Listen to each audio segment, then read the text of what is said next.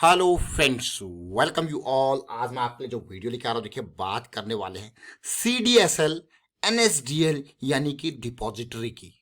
अब आप कहोगे यार ये डिपॉजिटरी है क्या। यहाँ पे जैसे हम एक स्टॉक को देख रहे थे तो ये लगा कि हाँ, ये वीडियो आपके लिए बहुत इंपॉर्टेंट है, क्योंकि आपको ये पता होना चाहिए अगर आप शेयर खरीद रहे हो तो ये शेयर स्टोर कहाँ हो रहे हैं। आप सोचते होंगे आपके डीमैट अकाउंट में स्टोर हो रहे हैं, चलिए वो भी ठीक है, लेकिन डीमैट अकाउंट कहाँ ओपन कर रहे हो। आप कहोगे जीरोधा में ओपन किया है, वो भी ठीक है। फिर आगे डीमैट अकाउंट लिंक किससे है, कौन से एक्सचेंज से है, सारे फ्लो को समझना बहुत इंपॉर्टेंट है। तो एजुकेशन के साथ साथ आपको एक शेयर भी देखने को मिलेगा, वो भी CDSL का। और क्यों CDSL का प्रॉफिट पिछले कुछ टाइम में जबरदस्त तरीके से बढ़ता हुआ आपको देखने को मिल रहा है, वो सारी चीजें आप समझोगे। लेकिन इंडिया में अभी ये शुरुआत है, क्योंकि आगे अभी बहुत जबरदस्त, क्योंकि इंडिया क्या है, एक ग्रोइंग इकोनॉमी। आगे अभी बहुत जबरदस्त मैं कहूंगा इंडिया को जो मूव देखना है वो आगे बाकी है। लेकिन उससे पहले आप जरूर समझें डिपॉजिटरी क्या होता है, डिपॉजिटरी पार्टिसिपेंट क्या होता है, फिर उसके बाद डिपॉजिटरी पार्टिसिपेंट से नीचे डीमैट अकाउंट्स होते हैं, वो क्या होते हैं, उससे ऊपर एक्सचेंजेस क्या हैं। तो इन सारी चीज़ों को जब आप देखोगे, समझोगे फ्लो को, तो आप बहुत इंजॉय करोगे, आपको चीज़ें बिल्कुल क्लियर हो जाएंगी। तो चलिए एक एक करके चलते हैं। और आगे बढ़ने से पहले मैं आपको बता दूं, अगर आपने अब तक चैनल को सब्सक्राइब नहीं किया तो जल्दी से सब्सक्राइब कर ले, बेल आइकन को प्रेस कर ले, जिससे आपको नोटिफिकेशन आती रहेगी। और प्राइस एक्शन सीखने के लिए आप ज्वाइन कर सकते हो मेंबरशिप ज्वाइन बटन पे क्लिक करके। तो देखिए जैसे आपने देखा, एक्सचेंजेस हमारे पास दो इंपॉर्टेंट एक्सचेंजेस हैं, BSE NSE, Bombay stock exchange और नेशनल स्टॉक एक्सचेंज, जहां पे आपके शेयर्स ट्रेड होते हैं, खरीदे जाते हैं, बेचे जाते हैं। लेकिन भाई ये CDSL क्या है। अक्सर आप देखते होंगे, कभी IPO में अप्लाई करते होंगे तो CDSL देखते होंगे, NSDL देखते होंगे। यही डिपॉजिटरी है जहां पे आपके शेयर्स स्टोर होते हैं। समझ गए अब आप डिपॉजिटरी क्या है। अब आपको कह रही डिपॉजिटरी DPs क्या है, जिसको कहा जाता है डिपॉजिटरी पार्टिसिपेंट्स। अभी CDSL NSDL आपका अकाउंट जब आप ओपन करते हो, आपको कह यार हम अकाउंट ओपन करते हैं जीरोधा में, हम अकाउंट ओपन करते हैं अपस्टॉक्स में, हम अकाउंट ओपन करते हैं ग्रो में, या फिर पेटीएम मनी, शेर Khan, SMC, Bajaj Finserv, Aditya Birla capital, इसी तरीके की ढेर सारे डिपॉजिटरी पार्टिसिपेंट्स आपके सामने हैं। अगर मैं बात करूं CDSL में, तो ये यानी कि बॉम्बे स्टॉक एक्सचेंज से लिंक है। जो NSDL है वो नेशनल स्टॉक एक्सचेंज से लिंक है। इसका इसका जो मैं कहूँगा स्टार्टिंग है वो बहुत पुराने टाइम पे, आपका 90s के टाइम पे ये दोनों आए थे, पहले BSE वाला फिर NSE वाला। तो डीपीज क्या है, डीपीज यही डीपीज है, ये देख लीजिए, ये आपके डिपॉजिटरी पार्टिसिपेंट्स कहलाते हैं, यानी कि आपके ये ब्रोकर्स क्या कहलाते हैं, डिपॉजिटरी पार्टिसिपेंट्स। अब ब्रोकर के अंदर सब ब्रोकर हो सकता है, फिर आपका डीमैट अकाउंट उस हिसाब से ओपन होता है, तो ये सारी चीजें समझना इसीलिए जरूरी है। तो मान लो ये आपका एक जीरोधा आपका डिपॉजिटरी पार्टिसिपेंट है, क्या हो गया, डिपॉजिटरी पार्टिसिपेंट। उसमें क्या है, ढेर सारे डीमैट अकाउंट। जब आपने शेयर खरीदा तो एट द एंड इसकी पूरी पूरी लिंकिंग यहाँ पे CDSL पे यहाँ पे आपको देखने को मिलेगी, या फिर NSDL पे आपको देखने को मिलेगी। और डिटेल में जाओगे तो मैं आपको और डिटेल दिखा देता हूँ। देखिए आप जाइए सेबी की वेबसाइट पे जाइए, आप जीरोधा की डिटेल देख सकते हो, जीरोधा ब्रोकिंग लिमिटेड के नाम से ये CDSL का डिटेल। और भी सर्च कर सकते हो आप अपने ब्रोकर्स को। इन सारी ये जून 19 2022 का पूरा डाटा आपके सामने है। ये देखिए जीरोधा ब्रोकिंग लिमिटेड, ये एक एग्जांपल मैंने आपको दिया। अब आपको समझ में आ गया होगा कि भाई डिपॉजिटरी क्या होती है, डिपॉजिटरी पार्टिसिपेंट। देखिए पूरा का पूरा रिलेशन आपने समझ लिया, एक्सचेंज से लिंक समझ लिया, यहाँ पे क्या होता है, पूरा स्टोर होता है क्या, आपके शेयर्स, और ये रिलेशन आपने देख लिया। CDSL डीपीज, ये डीपीज क्या आपके ब्रोकर्स है, उसके अंदर सब ब्रोकर हो सकते हैं, डायरेक्ट डीमैट अकाउंट आपके हो गए यहाँ पे, ये सीधे सीधे आपका मैंने पूरा का पूरा लिंकिंग आपको दिखाया।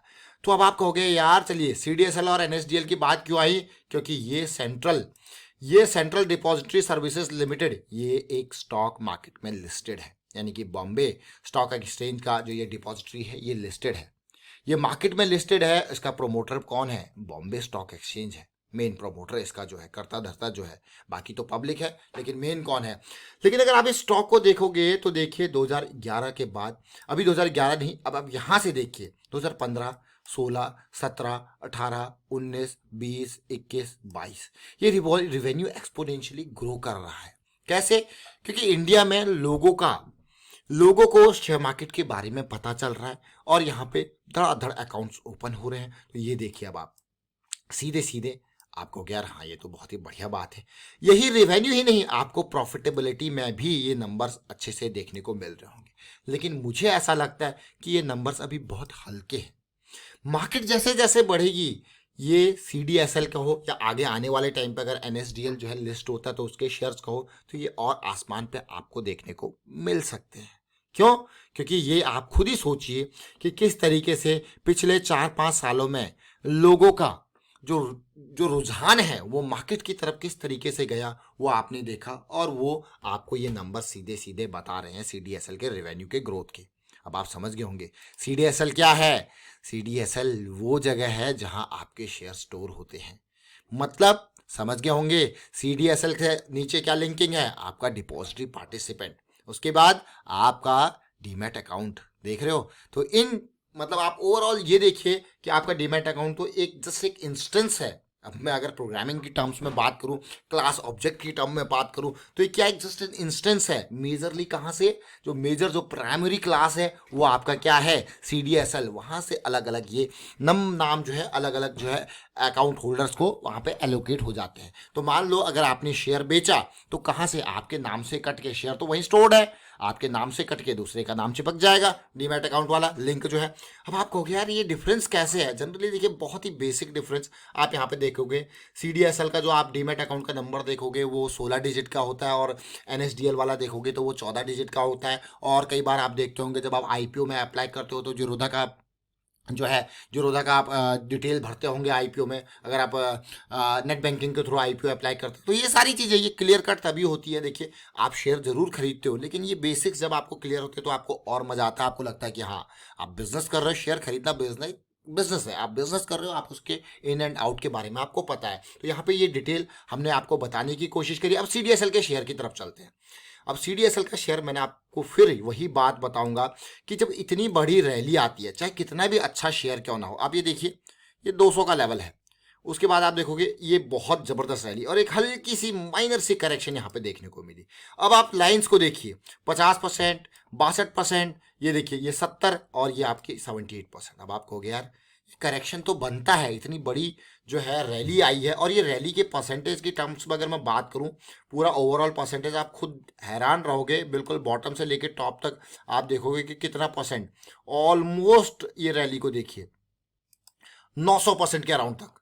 कितनी, 900%। बहुत जबरदस्त रैली होती कि नहीं होती है। देखिए बॉटम देखिए इसका और टॉप देखिए, आप कहोगे यार ये हुआ क्या। ये एक मंथली चार्ट है, तो बड़ी रैली के बाद बड़ी करेक्शन की एक्सपेक्टेशन होती है, और 900% की रैली के बाद आप देख सकते हो अब क्या चाहिए, करेक्शन, और करेक्शन इन प्रोग्रेस है।